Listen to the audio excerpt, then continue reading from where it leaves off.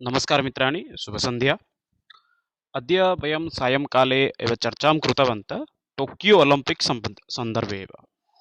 सम्प्रति वयं शिक्षण अभिरुचिसम्पर्के चर्चां कुर्मः। सम्पूर्णक्षेत्रमपि संस्कृतभाषया एव भविष्यति। संस्कृतभाषया एव वयं सम्पूर्णं शिक्षण अभिरुचिसम्पर्के एव आलोचनां कुर्मः एव। अत्यन्तं महत्त्वपूर्णं भागं भवति। केवलं ये खलु शिक्षाशास्त्री प्रवेशपरीक्षार्थं ये खलु सिद्धतां कुर्वन्ति तेषां कृते इति न। यदि भवन्तः अग्रे अपि सीटेट् परीक्षार्थं यदि सिद्धतां कुर्वन्ति अथवा ओएसएस टीईटी अथवा यत्किमपि टेट् परीक्षा भवतु, यत्किमपि प्रतियोगिता परीक्षा भवति यदि तदर्थं यदि भवन्तः सिद्धतां कुर्वन्ति तर्हि भवतां कृते अत्यन्तं महत्त्वपूर्णमेव क्षेत्रं भवति। न्यूनातिन्यूनं तु शिक्षाशास्त्री प्रवेशपरीक्षायां 25 अङ्कानां प्रश्नाः आगच्छन्ति, किन्तु प्रत्येकपरीक्षासु प्रतियोगितापरीक्षासु एतस्मात् सन्दर्भात् 25% एव प्रश्नाः आगच्छन्ति एव। सीटेट् भवतु अथवा सीटेट् मध्ये तु प्रायः 90 प्रश्नाः एव शिक्षण अभिरुचिसम्पर्कात् एव आगच्छति। अतः अत्यन्तं महत्त्वपूर्णं क्षेत्रं भवति। भवन्तः सम्यक् रूपेण अध्ययनं कुर्वन्तु। आरम्भं कुर्मः एव शिक्षण अभिरुचिसम्पर्के। इतः पूर्वमपि बहूनां प्रश्नानामपि वयं चर्चां कृतवन्तः। पाठ्यक्रमानुसारमपि वीडियो अपि अस्ति। भवन्तः एतत् सर्वमपि ऐ बटन् तः गत्वा द्रष्टुं शक्नुवन्ति एव। प्रारम्भं कुर्मः एव सम्प्रति। प्रथमं प्रश्नमस्ति, शिक्षकस्य प्रधानकार्यं किम्? 4 विकल्पाः सन्ति एव। व्याख्यानम्, अध्यापनं, पठनं, भाषणम्। एकस्य शिक्षकस्य प्रधानकार्यं किं भवेत्? सः केवलं कक्षां प्रति गत्वा व्याख्यानं करोति? व्याख्यानं तु भवति एव अध्यापकस्य। अध्यापकः इत्युक्ते यः खलु महाविद्यालये पाठयसि, विश्वविद्यालये पाठयसि तेषां दायित्वं भवति। अतः शिक्षकस्य प्रधानकार्यं व्याख्यानं न भवति। केवलं भाषणं, कक्षां प्रति गत्वा केवलं भाषणं करिष्यति वा? एतदपि न भवति। केवलं गत्वा पठनं करिष्यति वा? एतदपि न भवति। अत्र तस्य शिक्षकस्य मुख्यं दायित्वं भवति अध्यापनं। शिक्षकस्य मुख्यदायित्वं किं भवेत्? सर्वदा अध्यापनं। छात्राः कथं सम्यक् रूपेण पठिष्यन्ति तदर्थं सः किं करोति? पाठयति एव। अध्यापने एव व्याख्यानः नाम किं संश्लिष्टः अस्ति। अध्यापने एव पाठनं संश्लिष्टः अस्ति। अध्यापने अपि भाषणमपि संश्लिष्टः अस्ति। अतः सम्यक् विकल्पः यदि अत्र पश्यामः चेत् अत्र सम्यक् विकल्पः भवति अध्यापनम् इति। एकस्य शिक्षकस्य प्रधानकार्यं किं? कक्षामध्ये अध्यापनम् इति। तत्रापि छात्राणां विकासं करणीयम् इत्यादि भिन्नं भिन्नं भवति एव। अध्यापने एव छात्रस्य उन्नतिनिमित्तं सः प्रयत्नं करोति। अध्यापने एव सः छात्रस्य विकासार्थं प्रयासं करोति। अस्तु, सम्प्रति परवर्तिप्रश्नं प्रति गच्छामः। द्वितीयं प्रश्नं प्रति गच्छामः। प्रश्नमस्ति, श्यामफलकं कीदृशम् उपकरणम् अस्ति? उपकरणसन्दर्भात् एव प्रश्नम् अस्ति। श्यामफलकं कीदृशम् उपकरणं भवति?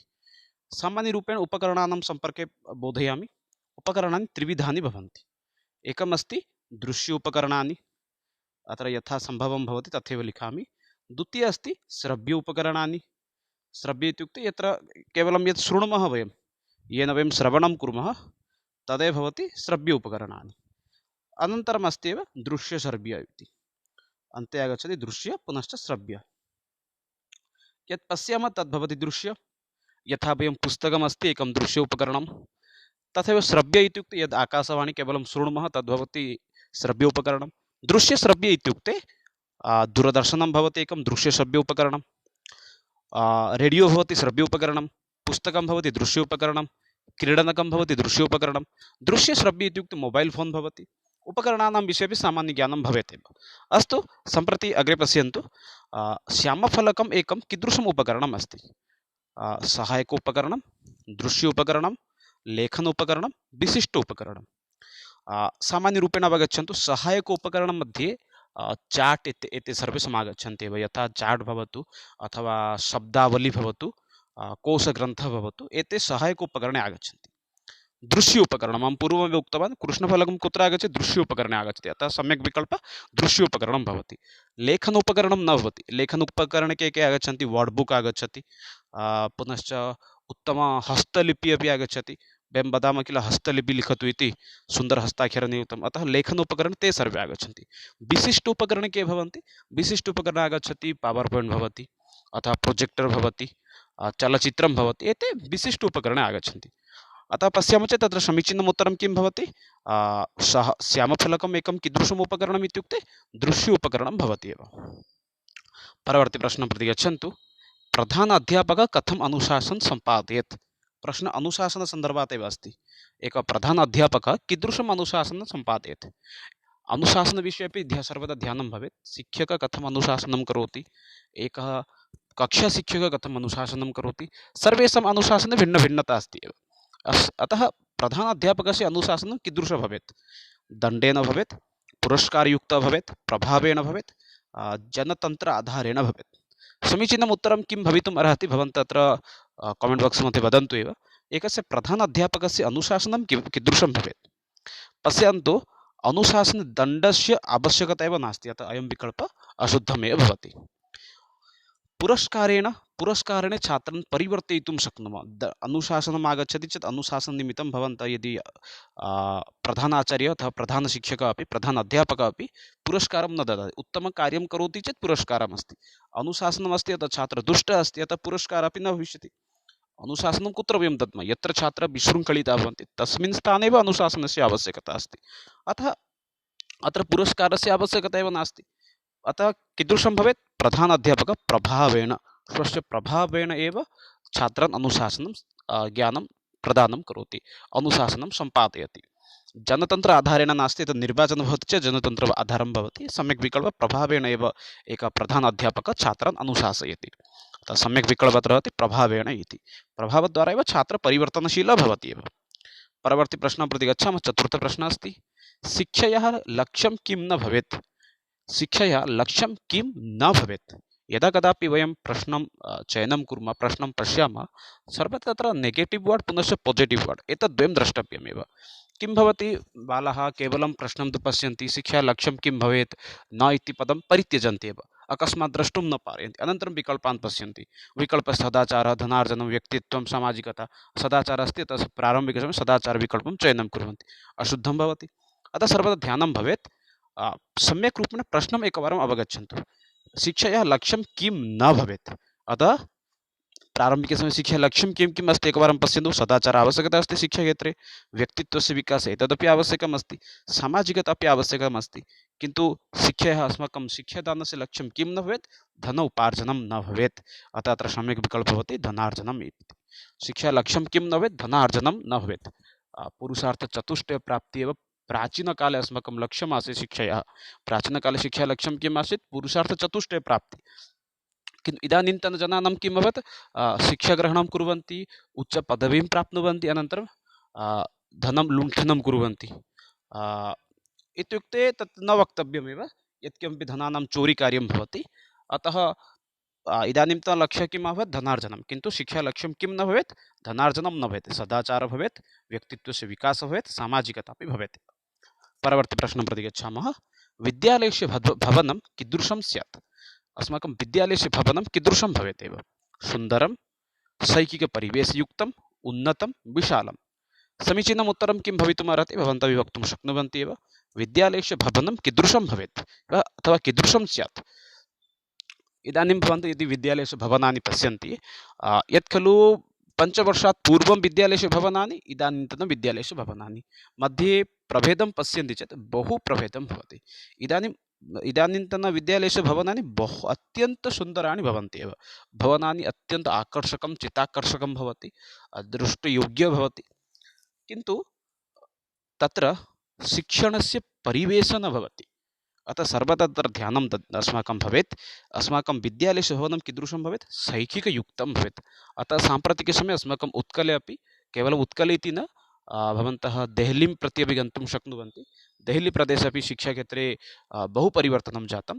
तत्र ते शैक्षिकपरिवेशयुक्तं भवनानां निर्माणं कृतवन्तः, परिवेशः अपि तथैव निर्माणं कृतवन्तः, येन शिक्षाक्षेत्रे तत्र बहु परिवर्तनं भवति। छात्राः निजी विद्यालय अपेक्षया सर्वकारीयविद्यालये पठितुम् इच्छन्ति एव। शिक्षकाः उन्नतः शिक्षकाः, उत्तमः शिक्षकाः, प्रशिक्षितशिक्षकाः, उत्तमपरिवेशः अपि अस्ति।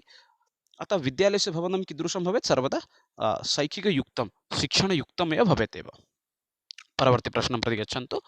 दूरदर्शनं शिक्षणाय उपयुज्यते। दूरदर्शनं शिक्षणक्षेत्रे कीदृश उपकरणरूपेण प्रयुज्यते एव? अनौपचारिकतया, उन्नतस्तरे, माध्यमिकस्तरे, प्राथमिकस्तरे। दूरदर्शनं शिक्षाक्षेत्रे कस्मिन् क्षेत्रे व्यवहारं भवति? पश्यन्तु, अनौपचारिक इति शब्दम् आगच्छति। अस्माकं किं भवति? शिक्षा त्रिविधं भवति, शिक्षा प्रकारत्रयं भवति। एकं भवति औपचारिकशिक्षा, एकवारं बोधयामि अत्र। औपचारिकशिक्षा भवति, अनन्तरं भवति अनौपचारिक, परवर्ती समये अस्ति निरूपचारिका, अनन्तरमस्ति निरूपचारिका। अत्र भवन्तः न पश्यन्तु तथा, यतोहि अत्र लेखने कदाचित् समस्या भवति एव। औपचारिकशिक्षा भवति, अनौपचारिकशिक्षा भवति, पुनश्च निरूपचारिकशिक्षा भवति। अतः दूरदर्शनशिक्षणाय, दूरदर्शनविषये शिक्षाप्रदानस्य अथवा दूरदर्शनद्वारा शिक्षणं कस्मिन् क्षेत्रे प्रयुज्यते इति अत्र प्रश्नं करोति एव। समीचीनम् उत्तरं किं भवति, भवन्तः वक्तुम् अर्हन्ति एव। दूरदर्शनं शिक्षणाय किमर्थं प्रयुज्यते इति। अत्र पश्यामः चेत् उन्नतस्तरे एव यत्र सर्वव्यवस्था अस्ति तस्मिन् स्तरे एव दूरदर्शनं शिक्षाक्षेत्रे एव उपयुज्यते एव। परवर्ती प्रश्नं प्रति गच्छामः। भारतस्य राजभाषा का अस्ति? पूर्वं यदा अहम् एतत् प्रश्नं लिखितवान् तत्र राष्ट्रभाषा इति आसीत् एव, किन्तु एतत् अवगच्छन्तु एव, भारतस्य राष्ट्रभाषा किमपि नास्ति। जनाः वदन्ति भारतस्य राष्ट्रभाषा हिन्दी हिन्दी हिन्दी, किन्तु भवन्तः अस्माकं संविधानं पश्यन्तु, तत्र साक्षात् उल्लिखितम् अस्ति। तत्र लिखितं भवति 351 मध्ये एव, प्रायः मम स्मरणे न आगच्छति, 354 यावत् मम स्मरणे अस्ति। 355 तः आरभ्य 351 पर्यन्तं प्रायः भारतस्य भाषाणां विषये, भारतीयभाषाणां विषये उल्लिखितः अस्ति। तत्रैव उल्लिखितः भवति यत् भारतस्य राष्ट्रभाषा कापि नास्ति, भारतस्य राष्ट्रखेल किमपि न भवति। भारते सर्वासां भाषाणां कृते समानरूपेण सम्मानं भवति, अतः भारतस्य राष्ट्रभाषा किमपि नास्ति। किन्तु तत्र सहायकभाषारूपेण अथवा राजभाषारूपेण हिन्दीभाषा भवति, अतः भारतस्य राजभाषा का भवति? हिन्दी भवति। प्रश्नः कदाचित् भवितुम् अर्हति, संशयः नास्ति। तत्र ये प्रश्नकर्तारः सन्ति ते तु प्रश्नं स्थापयन्ति एव। भारतस्य राजभाषा का अस्ति? भारतस्य राजभाषा हिन्दी अस्ति। अतः एतत् अवगच्छन्तु एव, भारतस्य कापि राष्ट्रभाषा नास्ति एव। भारते देशे भारते एकं सार्वभौमिकराष्ट्रं भवति, अत्र सर्वेषां धर्माणां कृते समानसम्मानम् अस्ति। तद्वदेव भारते या कापि भाषा सन्ति सर्वासां भाषाणां कृते समानसम्मानम् अस्ति। अतः भारतस्य राष्ट्रभाषा कापि नास्ति, भारतस्य राजभाषा भवति हिन्दी। सहायिकराजभाषा का अस्ति? सहायिकराजभाषा भवति इङ्ग्लिश् एव। अस्तु, परित्यजामः एतत्। कस्मिन् अनुच्छेदे उल्लिखितः अस्ति इत्युक्ते 345 तः, क्षम्यतां 54 अभवत्, 345 तः समाधृत्य एव 351 पर्यन्तम् एव भारतीयभाषाणां विषये, पुनश्च तत्रापि हिन्दीभाषाविषये अपि उल्लिखितः अस्ति एव। परवर्ती प्रश्नः, आङ्ग्लभाषां भवति सहायिकीराजभाषा, तमिळ्भाषा भवति शास्त्रीयभाषा, संस्कृतभाषा भवति शास्त्रीयभाषा एव। अग्रे गच्छामः परवर्ती प्रश्नं प्रति। परवर्ती अष्टमः प्रश्नः अस्ति, कामेश्वरसिंह दरभङ्गा कामेश्वरसंस्कृतविश्वविद्यालयः कुत्र अस्ति? उत्तरमपि अहम् उक्तवान् एव तस्मिन् स्थाने एव। कामेश्वरसिंह संस्कृतविश्वविद्यालयः कुत्र अस्ति? चत्वारः सन्ति, नागपुरं, दरभङ्गा, कल्हाडी, जयपुरं। समीचीनम् उत्तरं ये जानन्ति वक्तुम् अर्हन्ति एव। अत्र समीचीनम् उत्तरं भवति कामेश्वरसिंह संस्कृतविश्वविद्यालय दरभङ्गा। एतस्य सम्पूर्णं नाम भवति कामेश्वरसिंह संस्कृत विश्वविद्यालय दरभङ्गा। प्रदेशं भवति, राज्यं भवति बिहारम् इति। अत्र राज्यं भवति बिहारप्रदेशे एव कामेश्वरसिंह दरभङ्गा संस्कृतविश्वविद्यालयः भवति अस्ति एव। तद्वदेव नागपुर मध्ये किमस्ति? कविकुलगुरु कालिदास संस्कृतविश्वविद्यालयः एव वर्तते। तत्र एव नागपुरे रामटेक् इति अस्ति। नागपुरे यद् भवति तस्य पूर्णम् इदानीं स्मरणे न आगच्छति। कविकुलगुरु कालिदास संस्कृतविश्वविद्यालयः नागपुरं रामटेक् इति तत्रापि अन्ते अपि उल्लिखितः भवति एव। कल्हाडी एतत्तु आदिशङ्कराचार्यस्य एव जन्मतीर्थं स्थानं भवति, केरल अस्ति एव। महाराष्ट्रे अस्ति कविकुलगुरु कालिदास संस्कृतविश्वविद्यालयः रामटेक् नागपुर। तथैव जयपुरे संस्कृतस्य केन्द्रीयसंस्कृतविश्वविद्यालयस्य एकं परिसरः अस्ति, जयपुर परिसरः इति। पुनश्च जगद्गुरु रामानुजाचार्य संस्कृतविश्वविद्यालयः अपि तत्र वर्तते एव। एकवारं पुनश्च प्रसिद्धस्थानेषु विद्यमान परिसराणां नामानि विश्वविद्यालयानां विषये वदामि। नागपुरे अस्ति कविकुलगुरु कालिदास संस्कृतविश्वविद्यालयः रामटेक् नागपुर महाराष्ट्रे अस्ति। तद्वदेव दरभङ्गा मध्ये अस्ति कामेश्वरसिंह संस्कृतविश्वविद्यालयः दरभङ्गा बिहारं। काल्हाडी मध्ये एव एकमेव अस्ति, तत्र रामकृष्णमिशन् द्वारा परिचालितम् एकं संस्कृतविश्वविद्यालयः अस्ति। पुनश्च केन्द्रीयसंस्कृतविश्वविद्यालयस्य अपि एकं परिसर गुरुवै परिसरः अपि तत्र वर्तते। जयपुर मध्ये अस्ति जगद्गुरु रामानुजाचार्य संस्कृतविश्वविद्यालयः, जयपुर राजस्थान। परवर्ती प्रश्नं प्रति गच्छामः। भाषाशिक्षणे प्रथमं सोपानं किम् अस्ति? एतत् अवगच्छन्तु।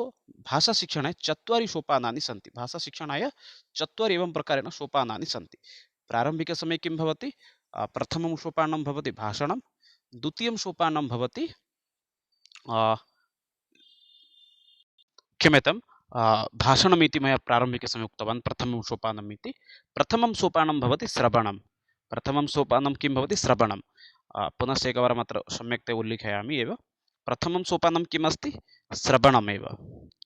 तदैव द्वितीयं सोपानं किं भवति? भाषणं। तृतीयं सोपानं भवति पठनं। चतुर्थं सोपानं भवति लेखनमेव। एवं प्रकारेण 4 सोपानानि सन्ति एव। एकवारं पुनश्च अत्र, यतोहि अत्र समीपे एव उल्लिखितः अस्ति, अतः लिखामि। प्रथमं सोपानं भवति श्रवणं, द्वितीयं भवति भाषणं, तृतीय अस्ति एव वाचनं तु नास्ति एव, वाचनं भाषणं समानम् एव भवति। तृतीय भवति पठनं, तृतीयं सोपानं भवति पठनं, चतुर्थं सोपानं भवति लेखनम्। अतः प्रश्नस्य समीचीनम् उत्तरम् अत्र किं भवितुमर्हति? भाषाशिक्षणे प्रथमं सोपानं किं भवति? श्रवणमेव। भाषाशिक्षणस्य प्रथमं सोपानं भवति श्रवणं।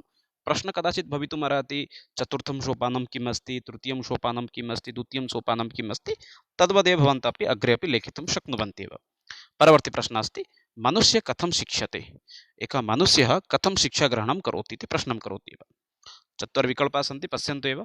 प्रयत्नेन, अध्ययनेन, अनुभवेन, पठनेन। पश्यामः चेत् एकः मनुष्यः अथवा एकः जीवः संसारे सर्वदा अनुभवेनैव शिक्षाग्रहणं करोति। अनुभवद्वारा एव बहु शिक्षां सः प्राप्नोति एव। पुस्तकं पठित्वा तु शिक्षां प्राप्नोति एव, न तु तत्र संशयः भवति।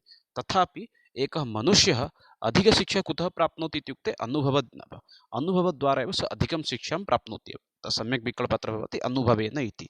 प्रयत्नं कृत्वा अपि प्राप्नोति, अत्रापि संशयः नास्ति। अध्ययनेन अपि प्राप्नोति, अत्रापि संशयः नास्ति। पठनेन अपि प्राप्नोति, अत्रापि संशयः नास्ति। किन्तु अधिकः शिक्षा कुतः प्राप्नोति? अनुभवेन। यथा बाल्यकाले एक उदाहरणम् अत्र एकं स्थापयामि एव। बहूनां संशयः भवति कथम् अनुभवद्वारा प्राप्नोति इति, तदर्थमेव स्थापयामि। बहु बालाः किं कुर्वन्ति? ज्वलितः काष्ठखण्डः भवति एव। ज्वलितकाष्ठखण्डं दृष्ट्वा ते तं स्पर्शं कर्तुं गच्छन्ति। ते तस्मिन् विषये न पठितवन्तः, न अध्ययनं कृतवन्तः। इदानीं तं गत्वा एव किं स्पर्शं कुर्वन्ति। इदानीं यदा ज्वलितकाष्ठखण्डः अस्ति, स्पर्शं करोति चेत् हस्तः ज्वलति एव, तत्र घातः भवति। अनन्तरं सः किं करोति? तत्र अग्रे सः कदापि ज्वलितकाष्ठखण्डं न स्पर्शं करोति। अतः सम्यक् विकल्पः किं भवति? अनुभवेन। अनुभवद्वारा एव सः बहु किमपि एव शिक्षां प्राप्नोति एव। परवर्ती प्रश्नं प्रति गच्छामः। प्राथमिकस्तरे अध्ययनं केन माध्यमेन स्यात्? प्राथमिकस्तरे अस्माकम् अध्ययनं कया भाषया भवेत् एव? प्राथमिकस्तरे इत्युक्ते शिक्षाक्षेत्रस्य स्तरान् अपि अवगच्छन्तु। प्राथमिक इत्युक्ते कक्षा प्रथमतः पञ्चमी पर्यन्तं, षष्ठीतः अष्टमी पर्यन्तं भवति माध्यमिक, पुनश्च अनन्तरम् अस्ति नवमीतः द्वादशपर्यन्तं, कुत्रचित् दशमीपर्यन्तं भवति, तद्भवति उच्चमाध्यमिकम् इति। अतः अत्र प्रश्नं करोति कक्षा प्रथमतः पञ्चमी कक्षापर्यन्तं कया भाषया पाठनीयम् इत्युक्ते प्राथमिकस्तरे कया भाषया पाठनीयम् इति प्रश्नं करोति एव। अत्र सम्यक् उत्तरं भवति मातृभाषाद्वारा। भवन्तः द्रष्टुं शक्नुवन्ति, लघु लघु बालाः सन्ति, तदा ते यदा विद्यालयं गच्छन्ति तस्मिन् समये कया भाषया व्यवहारः अधिकाधिकः भवति? मातृभाषया व्यवहारः अधिकः भवति। अतः सम्यक् उत्तरम् अत्र किं भवितुं शक्नोति एव? मातृभाषाद्वारा एव। राष्ट्रभाषाद्वारा तु न भवति एव।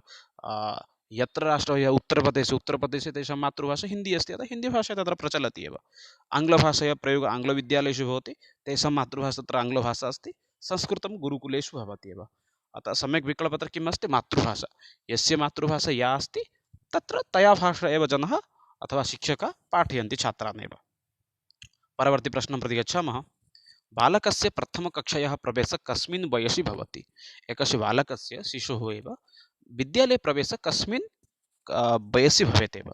एतस्मिन् विषये केवलं मनोवैज्ञानिकानां मतमस्ति इति नास्ति। एतस्मिन् विषये अपि यः अस्माकं भवन्ति NCF अस्ति, NCF 2005, NCF 2005 मध्ये उल्लिखितः अस्ति एव, विद्यालये एव बालस्य प्रवेशकालः कः भवेत् इति। अतः तस्मिन् विषयेपि ध्यानं नाम प्रदानं करणीयमेव। बालकस्य प्रथमकक्षायां प्रवेशः कस्मिन् वयसि भवेत्? समुचित उत्तरम् अत्र भवति एव 5 वयसि इति। क्षम्यताम्, हा, बालकस्य प्रथमकक्षायां प्रवेशः कस्मिन् वयसि भवेत् इत्युक्ते 5 वयसि एव। यदा तस्य वयः 5 वर्ष अभवत् तस्मिन् समये भवन्तः तं बालकमेव कक्षा प्रथममध्ये प्रवेष्टुमेव शक्नुवन्ति एव। परवर्ती प्रश्नं प्रति गच्छामः। अत्यन्तं महत्त्वपूर्णप्रश्नमस्ति मित्राणि। तिरुपतिस्थ केन्द्रीयसंस्कृतविश्वविद्यालयस्य कुलपति सम्प्रति कः अस्ति? तिरुपतिस्थ केन्द्रीयसंस्कृतविश्वविद्यालयस्य कुलपति कः अस्ति अत्र प्रश्नं करोति एव। NSR ताताचार्यः, हरिकृष्णशतपथि, KE गोविन्दं, प्रोफेसर् राधाकान्त ठाकुर्। समीचीनम् उत्तरं किं भवितुम् अर्हति भवन्तः वक्तुम् अर्हन्ति एव। प्रायतः ये केपि तत्रस्थे परिसरीयाः सन्ति ते तु निश्चयेन सम्यक् उत्तरं वक्तुं शक्नुवन्ति। तथापि तिरुपतिस्थ केन्द्रीयसंस्कृतविश्वविद्यालयस्य यः कुलपति वर्तन्ते ते भवन्ति प्रोफेसर् राधाकान्त ठाकुर् महोदयः। नवनियुक्ताः सन्ति प्रोफेसर् राधाकान्त ठाकुर् महोदयः। प्रोफेसर् राधाकान्त ठाकुर् वर्याः एव भवन्ति तिरुपतिस्थ केन्द्रीयसंस्कृतविश्वविद्यालयस्य कुलपति। कदाचित् तिरुपतिस्थाने यदि लाल् बहादुर् शास्त्री केन्द्रीयसंस्कृतविश्वविद्यालयस्य कुलपति कः इति प्रश्नम् आगच्छेत् चेत् तत्र किं लेखनीयं? तत्र लेखनीयमस्ति यथा अत्र प्रोफेसर् राधाकान्त ठाकुर् वर्याः सन्ति तथैव तत्रापि मुरली मनोहर पाठक महोदय। तत्र लाल् बहादुर् शास्त्री परिसरस्य कः अस्ति? मुरली, अत्र लेखने कदाचित् समस्या भवति एव। मुरली मनोहर पाठक महोदयः, मुरली मनोहर पाठक इमे वर्याः भवन्ति एव लाल् बहादुर् शास्त्री परिसरस्य एव कुलपतयः। परवर्ती सन्ति एव तद्वदेव केन्द्रीयसंस्कृतविश्वविद्यालय नवदेहली एतस्य कः अस्ति एव कुलपति? एतदपि प्रश्नः कदाचित् भवितुम् अर्हति। अतः तत्र लिखितुम् अर्हन्ति एव प्रोफेसर् श्रीनिवास वार्खेडी। प्रोफेसर् श्रीनिवास वार्खेडी महोदयः भवन्ति एव केन्द्रीयसंस्कृतविश्वविद्यालय नवदेहल्या एव कुलपतयः एव। अतः एतेषां विषये एव सामान्यरूपेण ज्ञानं भवेत् एव, आवश्यकम् अत्यन्तं भवति एव। तिरुपतिस्थ केन्द्रीयसंस्कृतविश्वविद्यालयस्य कुलपति कः? प्रोफेसर् राधाकान्त ठाकुर्। लाल् बहादुर् शास्त्री केन्द्रीयसंस्कृतविश्वविद्यालयस्य कुलपति कः? प्रोफेसर् मुरली मनोहर पाठक। पुनश्च केन्द्रीयसंस्कृतविश्वविद्यालय नवदेहल्याः कः कुलपति इत्युक्ते प्रोफेसर् श्रीनिवास वार्खेडी। अग्रे परवर्ती प्रश्नं प्रति गच्छामः। मनोविज्ञानस्य शिक्षायाम् अस्ति नास्ति वक्तुं न शक्यते प्रायशः। मनोविज्ञानम् अस्माकं शिक्षाक्षेत्रे अस्ति अथवा नास्ति इति सामान्यं प्रश्नमस्ति।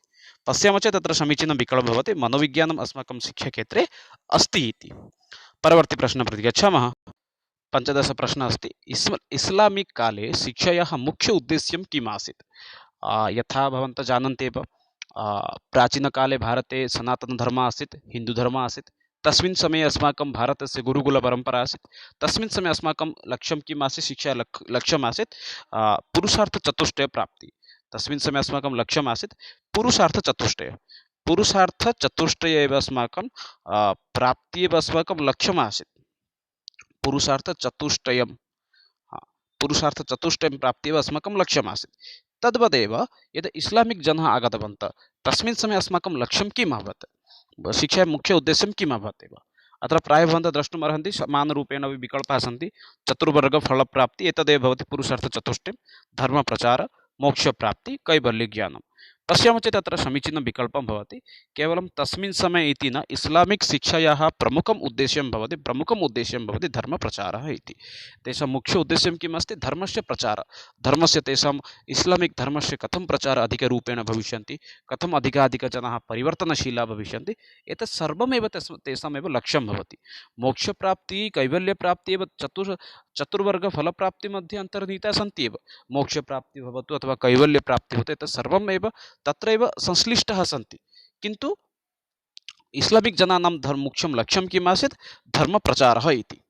परवर्ती प्रश्नं प्रति गच्छामः। उपसम्पादकार अनन्तरम् इत्युक्ते उपनयनकर्मात् परम्, उपनयनकर्मात् अनन्तरं के नाम्ना सम्बोध्यते? एकः बालः उपनयनसंस्कारात् परं केन नाम्ना सह सम्बन्धितः भवति एव? ब्रह्मचारी, श्रमणः, भिक्षुः, सन्यासी। पश्यामः चेत् तत्र समीचीनम् उत्तरं भवति उपनयनसंस्कारात् परं सः बालः ब्रह्मचारी नाम्ना एव उच्यते स्म। परवर्ती प्रश्नं प्रति गच्छामः। अनुशासनस्य व्यवस्था पूर्वम् आसीत् केन्द्रितः, दमनात्मकः, गुरुकेन्द्रितः, न किमपि? अनुशासनस्य व्यवस्था पूर्वकाले इत्युक्ते गुरुकुलपरम्परासु कीदृशम् आसीत्? केन्द्रितः, दमनात्मकः, गुरुकेन्द्रितः न किमपि। पश्यामः चेत् अत्र समीचीनम् उत्तरं भवति एव, गुरुकेन्द्रिता आसीत्। अनुशासनपूर्वमपि अस्माकं शिक्षाव्यवस्था कस्य अधीना आसीत्? गुरुकेन्द्रिता आसीत् एव। गुरुनियमानुगुणं पालयित्वा एव वयं शिक्षणं कुर्मः स्म एव। अतः अनुशासनस्य व्यवस्था कस्य अधीना आसीत्? कस्य अनुगुणम् आसीत्? गुरुकेन्द्रिता एव आसीत् एव। परवर्ती प्रश्नं प्रति गच्छामः। आङ्ग्लशासनकालात् अस्य आयोगस्य नियुक्ति अभूत्। आङ्ग्लशासनकालात् प्रश्नम् अवगच्छन्तु एव, आङ्ग्लशासनस्य अनन्तरमेव कस्य आयोगस्य नियुक्तिः भवति एव। एते चत्वारः आयोगाः भवन्तः द्रष्टुम् अर्हन्ति एव।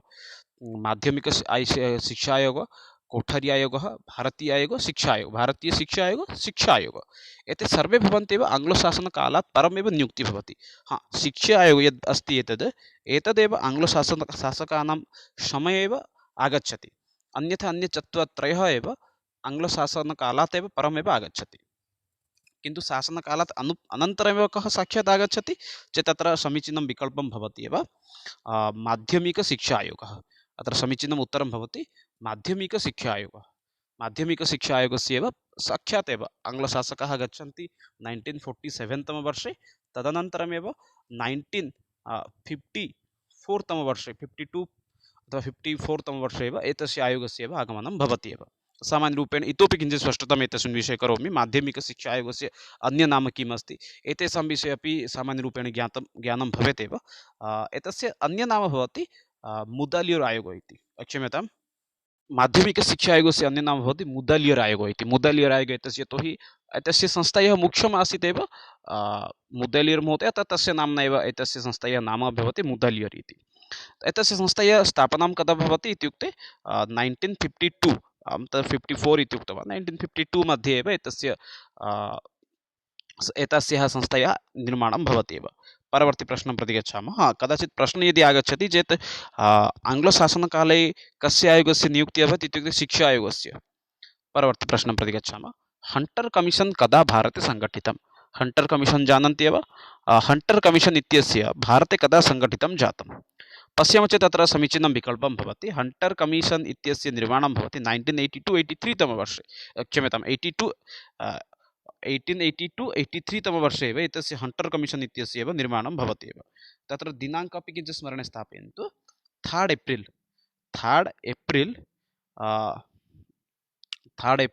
1982 तमवर्षे एव हण्टर् कमिशन् इत्यस्य एव भारते निर्माणं भवति एव। 3 एप्रिल् 1882, 19 इति किमर्थम् आगच्छति न जानामि। हण्टर् कमिशन् इत्यस्य निर्माणं भारते कदा भवति? 3 एप्रिल् 1882 तमवर्षे। परवर्ती प्रश्नं प्रति गच्छामः। परवर्ती प्रश्नः अस्ति, शिक्षायाः मुख्य उद्देश्यं चरित्रनिर्माणमेव कथनम् इदं? शिक्षायाः उद्देश्यं उत्तमचरित्रस्य निर्माणं भवेत्, एतत् कस्य उक्तिः अस्ति इति प्रश्नं करोति। विवेकानन्दस्य, रवीन्द्रनाथ टागोर् महोदयस्य, महात्मा गान्धेः, दयानन्द सरस्वती। अत्यन्तमहत्त्वपूर्णं वाक्यम् अस्ति। बहुषु परीक्षासु एतादृशाः प्रश्नाः समागच्छन्ति एव। अतः पश्यामः चेत् एतद् उक्तिः भवति एव महात्मा गान्धेः एव। परवर्ती प्रश्नं प्रति गच्छामः। ब्लैक्बोर्ड् ऑपरेशन् इत्यस्य अभिप्रायः कः? एतदपि प्रश्नः बहुवारं पृच्छति एव। मिशन् ब्लैक्बोर्ड् एतस्य मुख्य उद्देश्यम् अथवा अभिप्रायः किम् आसीत् इति प्रश्नं करोति एव। अतः पश्यामः चेत् विद्यालयेषु श्यामपट्टानम् उपलब्धिः, श्यामपट्टानं जीर्णोद्धारणं, विद्यालये न्यूनतमशिक्षणसामग्री प्रदानं, श्यामपट्टानं कृष्णीकरणम्। अतः पश्यामः चेत् समीचीनम् उत्तरं भवति विद्यालयेषु श्यामपट्टानम् उपलब्धिः। विद्यालयेषु न्यूनातिन्यूनम् एव किम् एकः श्यामपट्टः भवेत्, तदेव अस्माकं लक्ष्यं तस्मिन् समये एव आसीत् एव। एतद् मिशन् ब्लैक्बोर्ड् इत्यस्य निर्माणम् अथवा आरम्भः कस्मिन् समये जातः अथवा कस्मिन् वर्षे अभवत् इत्युक्ते 1987। मिशन् ब्लैक्बोर्ड् एतस्य आरम्भः कदा भवति इत्युक्ते 1987 तमवर्षे एव एतस्य आरम्भः भवति एव। अतः समीचीनविकल्पः अत्र भवति 1987। मिशन् ब्लैक्बोर्ड् कदा भवति? 1987 तमवर्षे एव। एतस्य लक्ष्यं किम् आसीत्? विद्यालयेषु श्यामपट्टानम् उपलब्धिः इति। परवर्ती प्रश्नः अस्ति, एतेषु अयं प्रकृतिवादस्य प्रवर्तकः। एतेषु कः भवति? प्रकृतिवादस्य प्रवर्तकः। समीचीनम् उत्तरं भवति रुषः एव। रुषः भवति प्रकृतिवादी। परवर्ती प्रश्नः अस्ति, कक्षायां छात्रेषु सहयोगभावनायाः विकासार्थम् अध्यापकेन कर्तव्यं। छात्राणां सहायता भवेत्, शिक्षाक्षेत्रे सहयोगभावना भवेत् अथवा सहयोगभावनायाः विकासः भवेत्, तदर्थम् अध्यापकस्य किं कर्तव्यं? पाठ्येतर क्रियाणां समायोजनं, खानागुणं पाठप्रवर्धनं, सामाजिकतया प्रशासनम् अथवा आदर्शचरित्राणां व्याख्यानम्। एकस्य सहयोगभावना विकासार्थं छात्राणां सहयोगभावना विकासं भवतु तदर्थं शिक्षकस्य किं कार्यं करणीयमेव। पाठ्ये इतरक्रियाकलापां करिष्यति, पाठ्ये इतरक्रियाकलापं करोति चेत् छात्रस्य सूक्ष्ममोटोर्कौशलस्य विकासं भवति, अतः एतद् न भवति। खानानुगुणं भोजनानुगुणं पाठप्रवर्धनम् एतदपि न भवति। सामाजिकतया प्रशासनं समाजिकदृष्ट्या अपि प्रशासनं करोति चेत् अपि न भवति, अतः सम्यक् विकल्पः अत्र आदर्शचरित्राणां व्याख्यानम्। आदर्शचरित्राणां विषये यदि सः व्याख्यानं करोति बोधयति चेत् छात्राणां किं भवति, सहयोगो भावनाय विकासः भवति एव। परवर्ती प्रश्नमस्ति, त्रिभाषासूत्रे संस्कृतस्य स्थानम् अस्ति। त्रिभाषासूत्रे संस्कृतस्य स्थानं कुत्र अस्ति? अनिवार्यं, वैकल्पिकं, प्राविकं नास्ति एव। अत्र समीचीनम् उत्तरं यदि वयं पश्यामः चेत् समीचीनम् उत्तरं भवति वैकल्पिकम् इति। त्रिभाषासूत्रे संस्कृतस्य स्थानं भवति वैकल्पिकं। प्रथमं भाषा भवेत् मातृभाषा, द्वितीयभाषा भवेत् हिन्दी अथवा आङ्ग्लो भाषा भवेत्, तृतीयभाषा यदि आङ्ग्लो अस्ति चेत् तत्र हिन्दी, संस्कृतम् अथवा अन्य कापि भारतीयभाषा अथवा वैदेशिकभाषा भवेत् एव। त्रिभाषासूत्रे पुनश्च सा भाषा अपि द्वितीयभाषा अपि मध्येपि न भवेत् एव। अतः त्रिभाषासूत्रे संस्कृतस्य स्थानं कुत्र अस्ति? वैकल्पिके एव। त्रिभाषासूत्रे एव संस्कृतं प्रदातुं कः आयोगः निवेदनं करोति इत्युक्ते मुदालियर् आयोगः अथवा माध्यमिकशिक्षा आयोगः अथवा मुदालियर् आयोगः त्रिभाषासूत्रे एव संस्कृतं पाठयन्तु इति वदति। तस्मिन् समये तस्य कदा भवति मुदालियर् आयोगः इत्युक्ते 1952 तमे वर्षे वदति त्रिभाषासूत्रे संस्कृतं भवतु इति। तदुपरान्त संस्कृत आयोगस्य निर्माणं भवति। संस्कृत आयोगस्य निर्माणं भवति 1955 तमे वर्षे, 55-56 तमे वर्षे एतस्य आयोगस्य निर्माणं भवति। अस्तु, त्रिभाषासूत्रे संस्कृतस्य स्थानं किम् अस्ति? वैकल्पिकम् इति। परवर्ती प्रश्नं प्रति गच्छामः। छात्राणां नेतृत्वगुणविकासार्थं विद्यालये आवश्यकं। छात्राणां नेतृत्वज्ञानस्य विकासार्थं किं करणीयमेव? क्रीडा, वादविवादः, छात्रसङ्घः, शैक्षणिकभ्रमणम्। एकस्य छात्राणां नेतृत्वगुणस्य विकासार्थं विद्यालये किं करणीयं? क्रीडा कुर्मः चेत् किं भवति? क्रीडा कुर्मः चेत् छात्राणां क्रीडाक्षेत्रे विकासः भवति, न तु नेतृत्वगुणस्य विकासः भवति। वादविवादः कुर्मः चेत् वादविवादद्वारा किं भवति? छात्राणां भाषणकौशलस्य विकासं भवति। ते तर्कम् अग्रे कर्तुं शक्नुवन्ति, किन्तु अनेन नेतृत्वस्य विकासं न भवितुमर्हति। अतः किं तत्र भवितुमर्हति? छात्रसङ्घ, छात्रप्रतिनिधि, कक्षाप्रमुखः, पुनश्च कक्षासह प्रमुखः, सभापति, उपसभापति, कक्षायाः सभापतिः अस्ति, उपसभापतिः अस्ति, पुनश्च कश्चन भोजनमन्त्रस्य प्रमुखः भवति, कश्चन शिशुसभायाः प्रमुखः भवति। अतः छात्रसङ्घस्य निर्माणं करणीयं, शैक्षणिकभ्रमणम् अपि न। अतः सम्यक् विकल्पः छात्रसङ्घः इति। कक्षायां कश्चित् बालकः प्रतिदिनं विलम्बेन आगच्छति तर्हि अध्यापकेन किं करणीयं?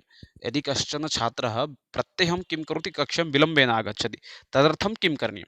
विलम्बस्य कारणम् अन्वेषणीयं, छात्राणां पुरतः दण्डप्रदानं, कक्षा बहिर्निष्कासनीयं, छात्रस्य अवलेहनम्। अत्र पश्यामः चेत् सम्यक् उत्तरमेव भवतां पुरस्तात् एव भवति एव, किन्तु भवतस्य विपरीतमेव। वयं किं पश्यामः? यदि कश्चन छात्रः विलम्बेन कक्षां प्रति आगच्छति तर्हि अन्येषां छात्राणां पुरतः तस्य कृते शिक्षकः दण्डप्रदानं कुर्वन्ति, किन्तु एतद् न कर्तव्यं। कश्चन छात्रः विलम्बेन आगच्छति चेत् तत्र किं भवति? तं बहिर्निष्कासनं कुर्वन्ति, एतदपि न करणीयं। छात्रस्य अवलेहनं, छात्रस्य बहुरूपेण एव तस्य पुष्टिकरणीयम्, एतदपि न करणीयम्। अतः सम्यक् किं भवति? विलम्बस्य कारणम् अन्वेषणीयं। कदाचित् सः आगमनकाले मार्गे कुत्रचित् अपतद् वा, कदाचित् विलम्बस्य कारणं किमपि भिन्नं भवेत् एव, कारणात् एव सः विलम्बेन आगच्छति एव। अतः तस्य सर्वदा कारणस्य प्रारम्भिकसमये अन्वेषणं करणीयं। किमर्थं सः विलम्बेन आगच्छति तत् कारणं प्रारम्भिकसमये ज्ञातव्यमेव। परवर्ती प्रश्नं प्रति गच्छामः। बालकस्य प्रथमशिक्षकः कः भवति? अत्यन्तं महत्त्वपूर्णः प्रश्नमस्ति, बहुवारं परीक्षासु आगच्छति एव। बालकस्य प्रथमशिक्षकः कः भवति? समीचीनं विकल्पं भवति माता। बालकस्य अथवा शिशुः प्रथमशिक्षकं भवति माता एव। परवर्ती समये पिता भवति, अनन्तरं परिवारः आगच्छति, पुनश्च समाजः आगच्छति, किन्तु प्रारम्भिकसमये प्रथमशिक्षकः कः अस्ति इत्युक्ते माता भवति। परवर्ती प्रश्नं प्रति गच्छामः। अनुशासनहीनतायाः प्रमुखं कारणं किम्? एकम् अनुशासनहीनतायाः प्रमुखं कारणं किं? कक्षामध्ये किमर्थम् अनुशासनं भवति? अयोग्य अध्यापकः, कक्षायाः प्रतिकूलवातावरणं, छात्राणाम् असन्तोषः, शिक्षणसामग्रीणाम् अभावः। मूलरूपेण पश्यामः चेत् तत्र तु चत्वारः विकल्पाः एव सम्यक् भवति एव। तथापि एतेषु चतुर्षु विकल्पेषु समुचितविकल्पः भवति चेत् तत्र अयोग्य अध्यापकः। यदि अध्यापकः एव योग्यः न भवति चेत् कक्षा सर्वदा किं भवति, अनुशासनहीनता भवति।